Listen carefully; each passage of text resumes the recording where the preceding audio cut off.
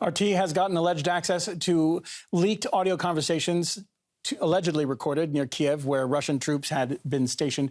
They contradict the Ukrainian government's version of the events that saw Russia accused of deliberately killing civilians. RT's Maria Finoshina comments. Our troops kicked out the Russians. Okay. And the troops went further. So the Territorial Defense Force went in and they looted the village. They were looting houses and shooting, taking everything. They looted absolutely everything. The first audio is a conversation between people of Ukraine's security service known as SBU, and one of them is apparently on the ground in the little town of Kuhari, that's not far from the capital, Kiev, around 100 kilometers west of it.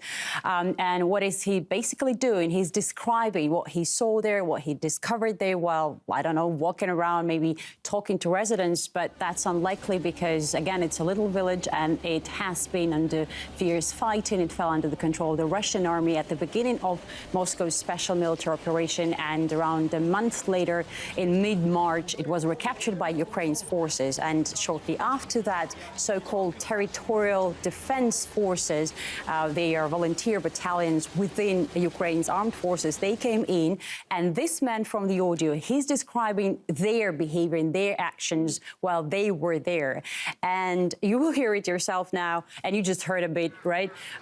He sounds surprised from what he found out. And before we play another bit, I have to tell you that there is another town mentioned in this audio, the town of Malino. It's not far from Kuhari, and apparently these people, this battalion, came from that place. Let's take another listen. From March 24th to April 3rd, after the Russians were driven out of here, the Territorial Defense Force came in from Malin. In short, during these days they were looting. They looted everything they could. They kicked in the doors, they kicked everything. Safes were opened, cars were taken away. They stuffed the cars with everything they found and took everything out. It turns out that the Muscovites did not take anything, but ours went in and completely plundered everything. There wasn't anything here already because of the fighting, no houses were left even. What was left was completely looted by our own.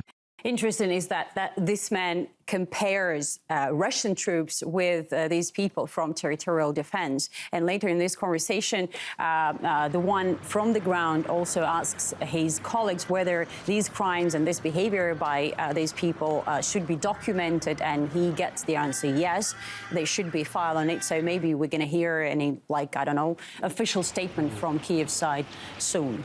And there were many journalists, but we have to understand that there were only particular Western journalists, apart from Ukrainians, on the ground there. So this audio is a conversation between Western journalists. It's in English, and again, one of them is on the ground in another town, which is also like 60 kilometers west of Kiev, on the same road as the town of Bucha that we have been hearing a lot in the news recently. You remember about that, of course, but further to the west. And we can understand that this man, this journalist, was sent there, of course, to report, but particularly to try to find proofs of crimes committed by the Russian troops. And you will now hear that piece. He actually fails to find any evidence to that. Let's take a listen. So basically, just to explain, we're in Bodoryanka, so that's that place further on from Bucha. It's been shelled to pieces. Facades missing, whatever. There's no bodies in the streets at all. I've just spoken to a police forensic expert who said he hasn't seen any, and they think there's probably people who are under the rubble or whatever. They've been killed in the shelling. But there's no evidence for any rights abuses here at all. One other journo, a French guy, said that he'd seen a body that had been killed by shelling, and so in some other, we haven't found that, but no executions, nothing like that. So I don't know what the prosecutor was going on about, to be honest. It's true, this place has got far more shelling damage than Bucha. But in terms of extrajudicial killings, there's no evidence at all. And in fact, some of the old ladies I've spoken to said the Russian troops were really nice to them. They gave them food, water, all of that. Interesting, and actually sad to say, if you look through news reports coming right now out of the town of Barajanko that this journalist mentioned, you will see a completely different picture. You will read about piles of dead bodies lying on the streets again, like in the town of Bucha, and you will hear accusations and you will hear about mass killings committed by the Russian troops. But this journalist says there is no evidence to that at all. And sometimes, I mean, as a journalist, I have a feeling that we live in parallel realities.